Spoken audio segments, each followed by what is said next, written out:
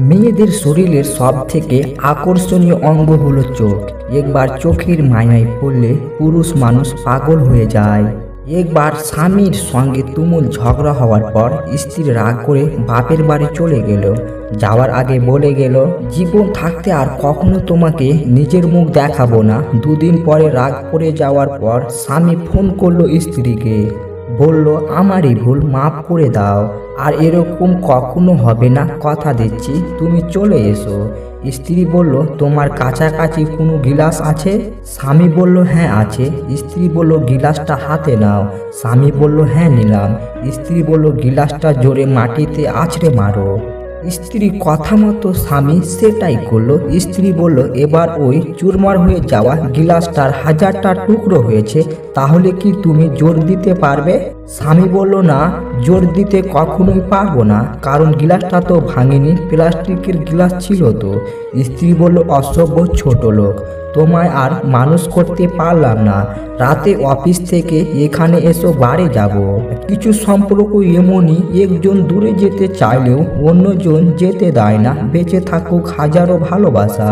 জীবনে 5টি জিনিস খুঁজে পাওয়া খুব কঠিন। নাম্বার 1, নিজের মনের মতো একটা মানুষ। নাম্বার 2, নিষ্পাপ একটা মন। নাম্বার 3, কষ্টের ভাগিদার। নাম্বার 4, নিঃস্বার্থ ভালোবাসা। নাম্বার 5, বিশ্বাসী মানুষ। বিশ্বাস ভাঙতে নয়, গড়তে শিখো। কথা দিতে নয়, রাখতে শিখো। কারো জীবনে ঝর্ণায় আলো হয়ে যেও। মিথ্যা দিয়ে নয়, সত্যি দিয়ে জীবন গড়ো। কথা দিয়ে কথা রাখাটা পৃথিবীর সবচাইতে সুন্দর মানসিকতার পরিচয়। আর এই সুন্দর মানসিকতার মানুষ খুব কমই পাওয়া যায়। মধ্যবিত্ত হয়ে জন্মানোর চেয়ে ফকির হয়ে জন্মানো ভালো।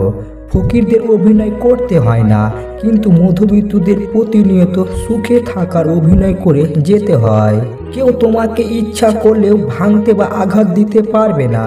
তোমাকে সেই মানুষটাই ভাঙতে বা আঘাত দিতে পারবে যার কাছে তুমি নিজেকে বিলিয়ে দিয়েছো। তুমি যাকে যতটুকু মূল্য দেবে সে তোমাকে ততটুকু ভাঙতে পারবে।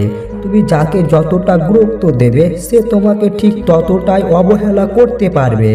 কেউ তোমাকে কাঁচের আয়নার মতো ভেঙে গুছিয়ে দিয়েছে, এর দোষ তার নয়, বরং দোষ শুধু তোমার একার, কারণ তুমি তাকে সুযোগ দিয়েছো, অধিকার দিয়েছো। ধৈর্য ধরো, মনকে শক্ত করো, মনে রেখো, সময় সর্বদা এক অবস্থায় থাকে না।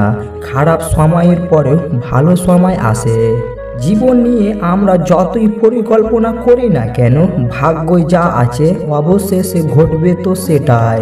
মিথ্যা দিয়ে কিছুদিন পর্যন্ত সফল হওয়া যায়, কিন্তু সত্য দিয়ে প্রথমে কষ্ট হলেও সফলতা ধরে রাখা যায় আজীবন।